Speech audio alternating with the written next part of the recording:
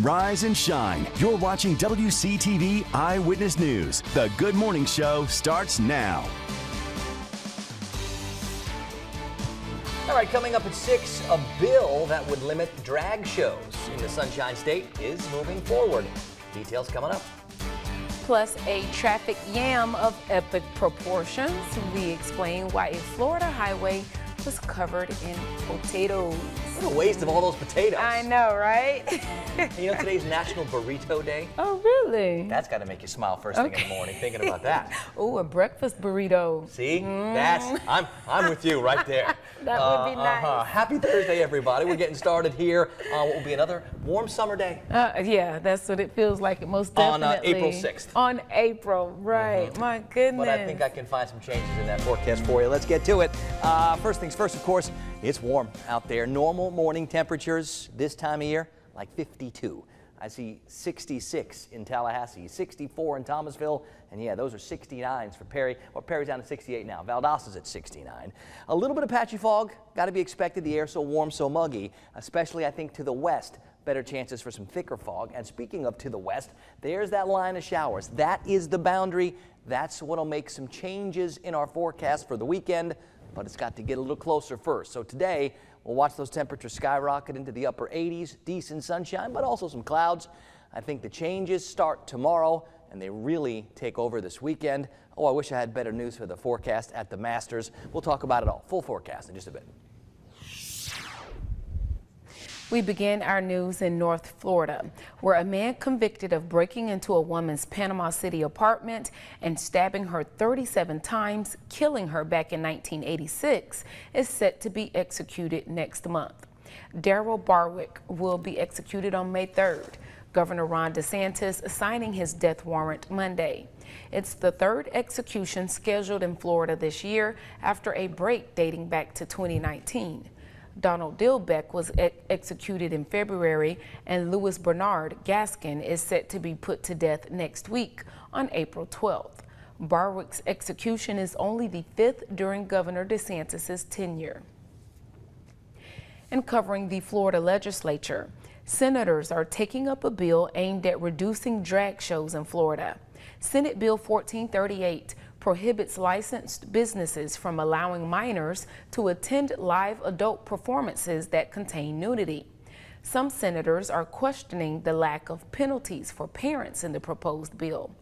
If passed, businesses who grant admission to an adult live performance to a minor could face thousands of dollars in fines and possibly lose their license. The bill is expected to have its third reading on the Senate floor in the coming days. All right, in Georgia, the state is now getting a huge surge in funding from the federal government to replace dangerous lead pipes all around the Peach State. According to a survey from the EPA, Georgia has roughly 46,000 lead water lines. The EPA says these pipes are the most common of lead contamination, and children are most at risk. Even low levels of lead ingested by a child can lead to dangerous effects. Yeah, some of those effects could be lower IQ, slowed growth, hearing problems, behavioral problems, and in rare cases, even death. Now, of course, no parents want any of that happening to their children. Reporter Abby Casares has more on this very real and very scary problem. There's something in this water you can't see, taste, or smell. In the normal water that just comes out of the sink is deadly. Lead. It's a dangerous neurotoxin. The only way to detect if it's in your water is to test for it in your home.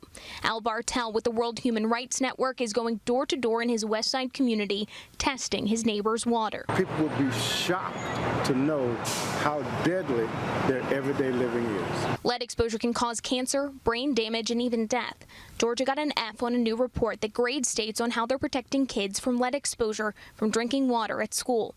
45% of the samples collected in the state showed lead concentrations above the level recommended by the American Academy of Pediatrics. Just testing the water doesn't make it safer, right? You have to actually fix the problem. Now there's a plan. The Georgia Protection Agency announced nearly $120 million is coming to Georgia to replace lead pipes contaminating homes and schools. Well, it's a step in the right direction. What will have it be too little, too late, is for that money not to make it down to communities of need. And while the White House has prioritized removing remaining lead service lines, water utilities aren't required to finish finding them for almost 2.5 years. The Environmental Protection Agency has not yet said when those funds will be made available. All right, two semi-trucks collided on a highway in northern Florida on Wednesday, leaving behind a starchy mess. This is the scene on the northbound lanes of Interstate 95 in St. Johns County yesterday afternoon. Troopers say two semis crashed into each other, causing one to flip and spill its load. That load was hundreds of pounds of potatoes. Now, the other semi-truck jackknifed and two other vehicles hit the guardrail trying to avoid the crash scene, but amazingly, nobody got hurt. Nobody had to go to the hospital. How about that? In Tallahassee, the Seder tables are set at Chabad House FSU as they prepared for Passover. The holiday marks the debut for the Jewish Center's brand new modular buildings, the temporary replacement for their synagogue, which burnt down last May. Our Jacob Murphy checked out the space as last-minute preps were underway yesterday. Escaping the early April heat, Rabbi Schneur Orkman's enthusiasm for his new home is easy to see. This is the east, so when we pray, we focus and face on the east. The multi-purpose space will host weekly Shabbat dinners, prayer, and of course holiday seders. You feel like you're never going to get there, but luckily we live in a wonderful city. At least 150 are expected to arrive Wednesday evening to celebrate Passover, nearly a year after their worship center burned to the ground. It was a very challenging year, but we focus on taking the challenges and turning the challenges into an opportunity. And you come into the kitchen again. The full commercial kitchen bustling with the smells of tradition. The beef, definitely a lot of beef. A mouth-watering brisket simmers in the industrial oven, and volunteers are hard at work peeling horseradish, a staple on the Seder plate. Passover is all about freedom. Freedom from external challenges and internal challenges. A year defined by struggle put on pause, celebration about to begin.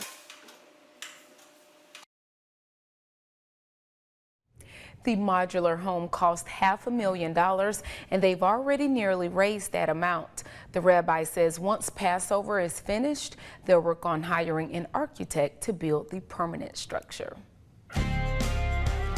Time now for First Alert Weather with meteorologist Rob Nucatola. All right, so we start off on the day planner like the last couple of days, warm and muggy to get started. Temperatures way up in the 60s, some still hanging around 70. And I think top temperatures today are going to get all the way to the very top of the 80s, especially if we hang on to enough sunshine throughout the afternoon, and I think that we will. North and west, that's where this line of showers is. That line is associated with that next boundary. That next boundary is what's going to try to bring us some change by the weekend. But today's Thursday. I don't see a lot of change for us yet. We should start to notice some, hopefully, tomorrow afternoon, tomorrow evening. Here are the numbers around the region. The cool spot is Quincy at 61. The warm spots, how about Live Oak now hanging on to 70. It's down to 66 at Apalachicola. It's down to 69 in Valdosta. I look for a little bit of fog out there this morning, and I'm not seeing too much. We'll see if some western areas get some of the thicker fog. There is still a dense fog advisory for areas from Franklin County and Liberty County and west, but I'm not too concerned about that. What I am concerned about is maybe a soggy setup for Saturday and Sunday, especially north and west of Tallahassee. Now, there is cooler air on the other side of this boundary. The boundary is trying to get here, and depending on how far it makes its way south and east, we may have to up these rain chances even more for Saturday, especially in the afternoon and on Sunday. But for the time being, we've got more warm today and tomorrow. And then I think the clouds and the showers take over, especially Saturday afternoon and especially to the north and west. We'll have more in just a few minutes.